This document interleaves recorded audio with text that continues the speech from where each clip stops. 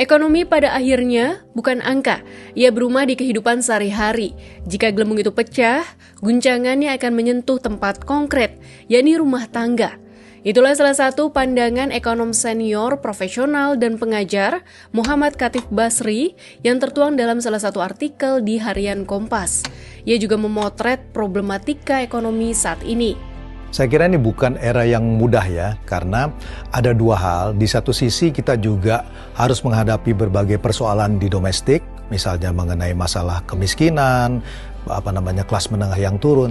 Tapi di sisi lain juga kondisi geopolitiknya tidak mudah, karena rivalry antara US dan China. Jadi ini adalah isu-isu besar yang kita harus hadapi, di mana kita bisa memperkuat di dalam, tapi pada saat yang sama juga harus berperan di dunia internasional.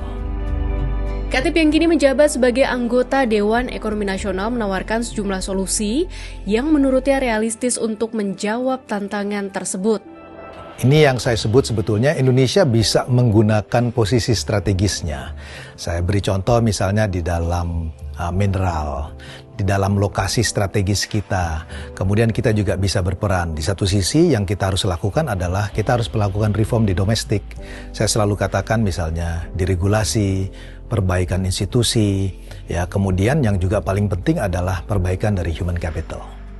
Melalui artikel-artikel opini di Kompas, Khatib secara konsisten menyajikan analisis dan gagasan yang mendalam terkait aneka isu seperti pelemahan rupiah, kondisi APBN, konflik di Selat Hormuz, hingga dampak perkembangan kecerdasan buatan terhadap ekonomi dan masyarakat.